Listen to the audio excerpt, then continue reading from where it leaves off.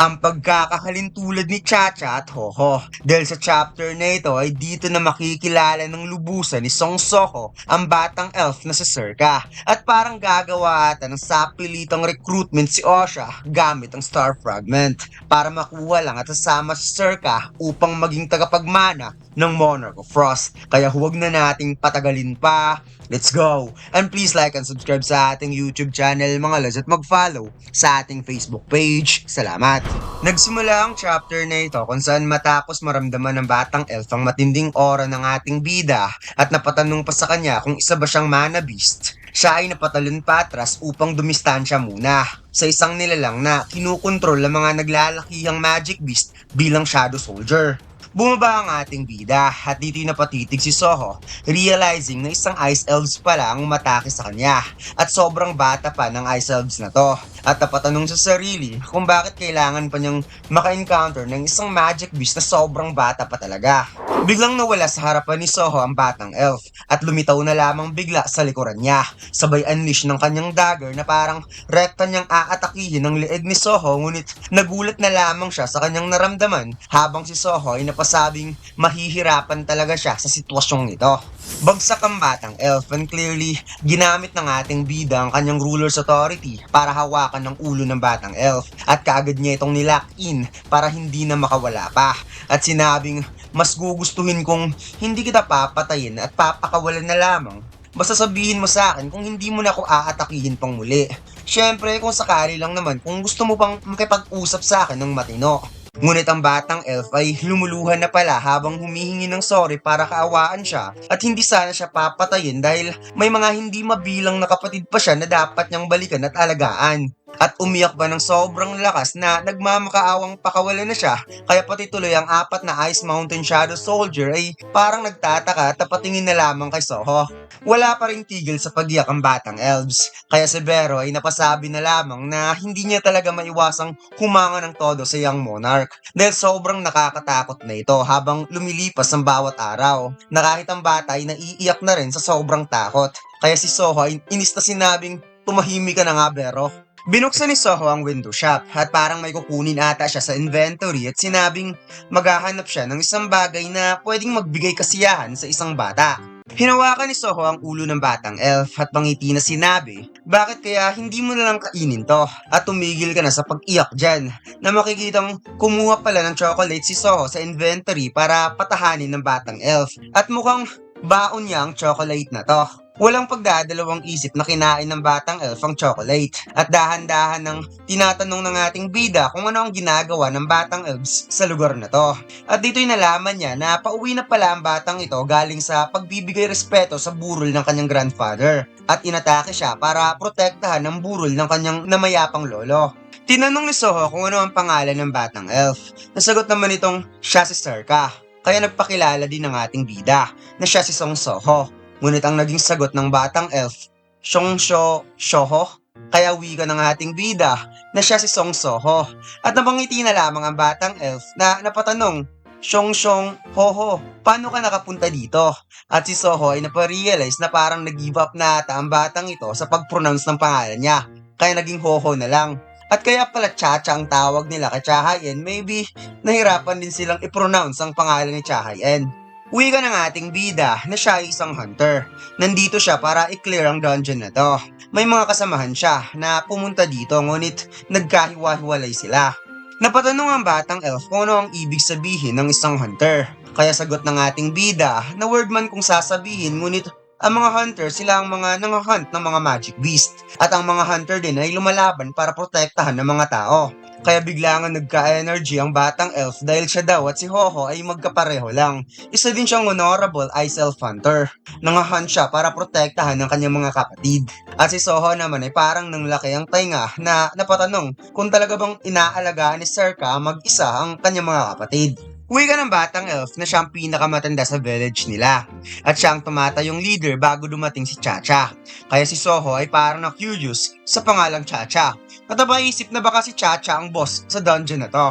Ipinaliwanag ni Circa na sa kanilang village, nung nawala ang lahat ng adults, si Chacha ay bigla na lamang nahulog mula sa kalangitan. At dagdag pa niya, si Chacha ay iba ang kanyang uri kumpara sa kanila. Ngunit sobrang lakas niya at nakakamangha pa dahil pinoprotektahan ni Chacha mga batang elves na mga kapatid niya. At wika pa ni Circa na napaka-komportable daw yakapin ni Chacha dahil mainit-init ang katawan nito at may itim na pakpak at sobrang bango pa. Kaya parang naguguluhan na ata si Soho kung anong iisipin niyang paglalarawan sa mga sinasabi ni Circa sa kanya. Dahil una, naiiba ang uri nito. Pangalawa, komportable at mainit yakapin. Pangatlo, mayroong itim na pakpak. At pangapat, mabango. Parang magic beast ata ang nasa isipan niya. Yung manticore na nakalaban niya recently lang. Napaisip ang ating bida na the fact na sinabi ni Circa na si Chacha ay nahulog mula sa langit, nangangahulugan lang na lumitaw ito pagkatapos mabuo ang dungeon. Kaya probably hindi yun isang boss. Kung kaya't sinabi na lamang niya sa batang elf na nagmamadali na siya ngayon. Kaya kailangan niya nang umalis. Masaya siyang nakilala niya sa Circa. Ngunit ang batang elf ay napateka muna at napasabing kung maaari kumuha pa si Hoho ng mga masasarap na pagkain mula sa ere kagaya nung kanina. Kung talagang si Hoho ay nasa panig nila. At upang ang kanilang village ay hindi na mag-aalala pa. Ngunit humingi ng sorry ang ating bida dahil talagang busy siya. Kaya parang nainis ang batang elf na tinanong kung mayroon bang ibang paraan para magstay si Hoho, ngunit ang naging sagot pa rin ng ating bida ay hindi. Wala nang ibang paraan pa. Muling kinuha ni Circa ang kanyang dagger at sinabing kung hindi sasama sa kanya si Hoho, wala siyang ibang choice at hihingi na lamang siya ng sorry para kay Hoho. Gagawin niya ito para sa kapakanan ng kanyang mga kapatid. Kaya niyang try rin kahit ang isang taong tumulong sa kanya. Kung saan nanilisik ang mga mata ni Circa na sinabing kung sasama si Hoho sa kanya at gamit ang ability nito, hindi na kailanman magugutom pa ang kanyang mga kapatid. Kahit darating pang panahon na aalis si Chacha sa village nila. Tingin ko dito mga lods, akala siguro ng batang elf na may ability si Soho na kumuha ng unlimited na pagkain mula sa ere. Napapost na lamang saglit si Soho na parang natigilan siya dahil nakita niya na sobrang desperado ni Circa na alagaan ang mga kapatid niya at nagulat na lamang ang batang elf na napatitig sa kanyang dagger na biglang nabasag at hindi man lang niya nakita ang atake nito sa sobrang bilis. At dito'y sinabi ni Soho na desperado din siya.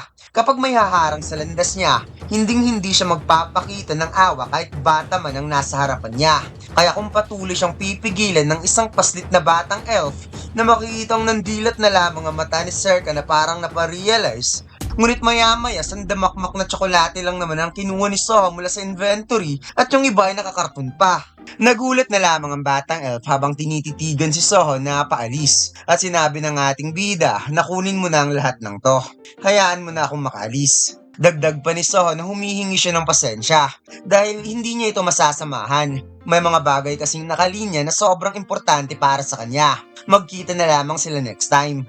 Habang papaalis, biglang napaisip ang ating bida na parang nag-aalala siya na pumunta sa malamig na kabundukan ng batang ito mag-isa. Kaya napaisip siya na what if mag-attach siya ng Shadow Soldier para sa batang ito.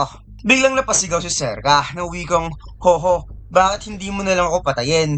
Kaya pangiting sinabi ng ating bida, dahil kapag papatayin kita, hindi ako makakaramdam ng kasiyahan sa loob. Dagdag pa ni Soho, na si Circa mismo ay nasa sitwasyon na kailangan din nito ng proteksyon. Subalit nagsisikap din ito ng sobra para sa kapakanan ng mga nakababata nitong kapatid. Kaya humihingi siya ng sorry dahil hanggang dito lang ang may tutulong niya. At makikita natin dito mga lads na may shadowng umapo sa likod ni Circa at mukhang nag-iwan talaga ng Shadow Soldier si Soho para kay Circa. Isinakay ni Circa mga tsokolate sa wooden cart ice key habang hinihila ang nakataling lubid. Habang naglalakad, napaisip si Circa kung bakit kaya hinayaan na lamang siya ni Hoho na mabuhay. Kahit 2 beses niyang pinagbantaan ang buhay nito at binigyan pa siya ng maraming pagkain. Kaya sinabi na lamang niyang napakahirap naman unawain ni Hoho. Ngunit mayroon naman itong mabuting puso bilang adult at nararamdaman niya ang similarity ni Hoho at Chacha.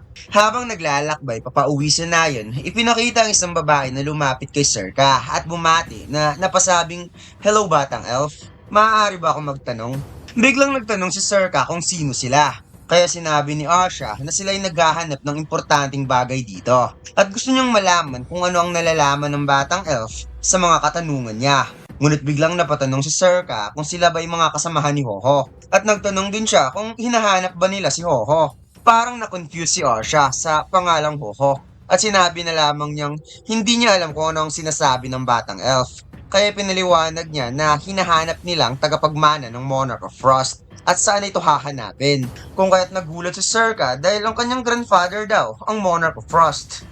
Napangiti na lamang si Arsha at sinabing hindi niya alam na may granddaughter pala ang Monarch of Frost. At mukhang ito na ata ang chance niya para makumpleto ang quest na kailangan nila.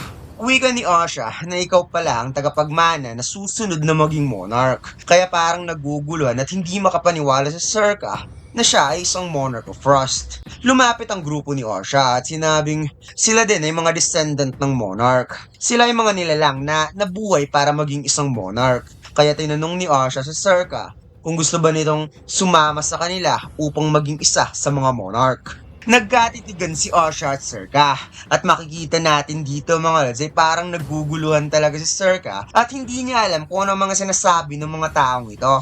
Kaya kaagad tumalikod si Serka at sinabing hindi ko naiintindihan kung ano mga sinasabi nyo at kailangan ko bang dalhin ang mga bagay na ito sa village ko. Diyan na muna kayo.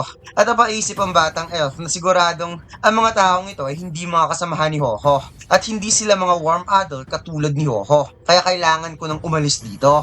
Napadila na lamang si Arsha at sinabing wala na akong magagawa kundi biglang lumabas sa kinatatayuan ni Serka ang isang insekto na pumulupot sa paa niya.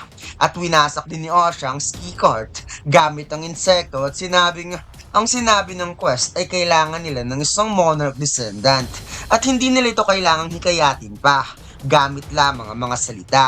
Medyo agresibo ang gagawin niya, ngunit gagawa tayo na maaasahang approach. Sasama ka sa amin ng buong buo at kusang-kusa na makikitang kumuha na nga ng star fragment itong si Arsha mga lods upang kontrolin mismo ang katawan ni Serka para sumama sa kanila habang ang batang elf ay nanginginig na sa sobrang takot. At mukhang tama lang talaga na nag-attach si Soho ng Shadow Soldier sa katawan ng batang elf. At dito lang nagtatapos ang chapter na ito mga lods. Huwag mo sanang kalimutan mag-like, comment at mag-subscribe sa ating YouTube channel at mag-follow sa ating Facebook page. Salamat!